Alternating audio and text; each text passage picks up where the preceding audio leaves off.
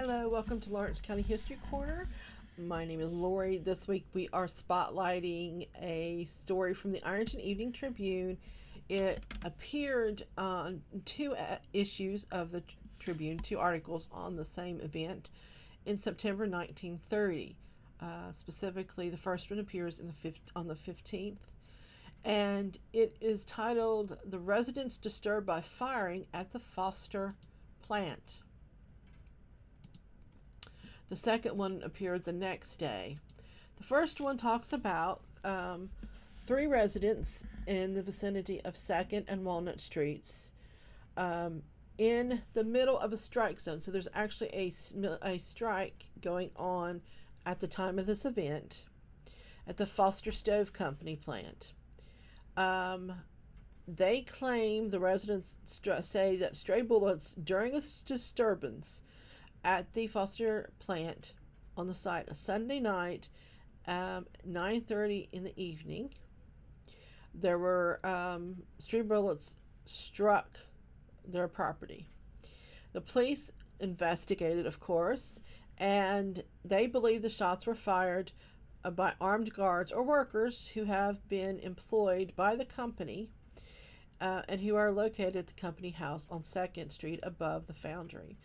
Keep in mind, this is early in the time period where we are dealing with unions and union contracts, and a lot of companies, to keep the striking workers off the property and to keep control, they would hire guards that were armed, but then they also would often hire what they called scabs or other workers to come in and do the job of the men who were out on strike.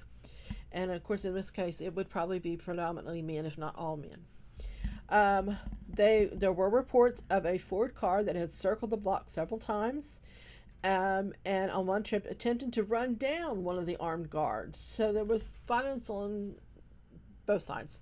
The police received another report that one of the three men, either guards or workers, had walked from the resident building and fired 5 shots into the ground and then 8 more into the air.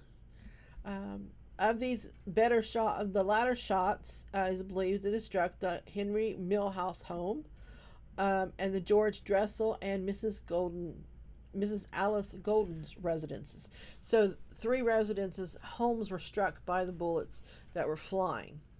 There was no exchange of shots between the company forces and the union workers that was on strike, so far that the police had learned. There was no picketing at the time being done, by the union workers, and so far as known by the police at the time, there was no former employees of the company that were in the neighborhood. So apparently the company guy just decided to shoot off his gun.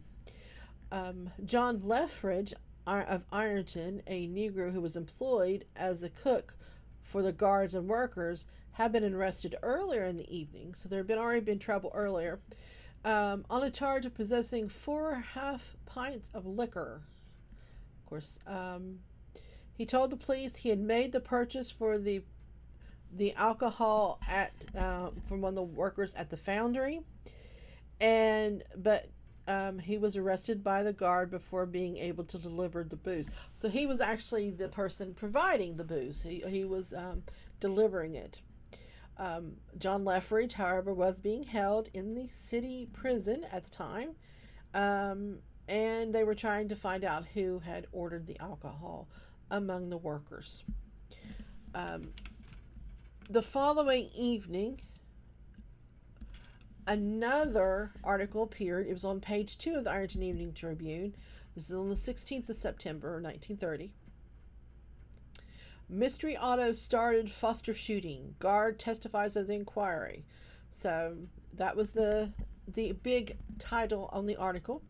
It is a relatively small article, but it talks about the police were inquiring into the shots that were found that were made near the Foster Stove Company, and the police, of course, launched their investigation, and it resulted in no arrest or charges being filed. A cloud of mystery still hung over the affair. Three residence buildings, of course, they mentioned earlier, were hit during the shooting, but no one was injured.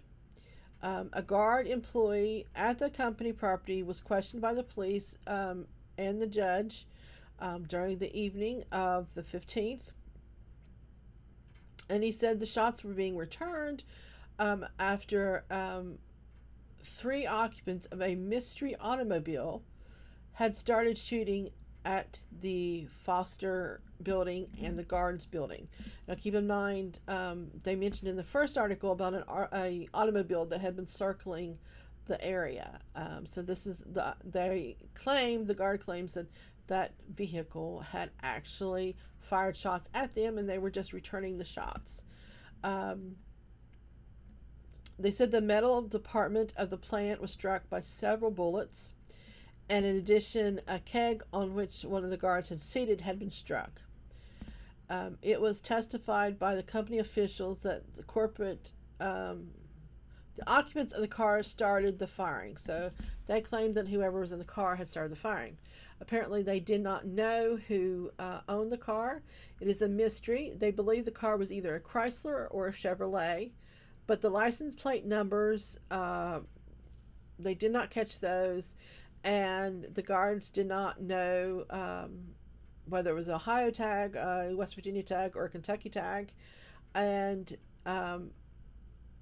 they said the lights of the machines were turned out, so they couldn't actually see who was inside the vehicle.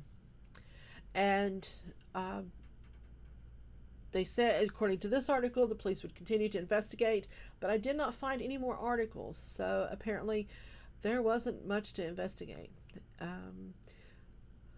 So that is the story of the shots fired at the Foster Stove Company, and I hope you enjoy this piece of Lawrence County history, and I will see you next time.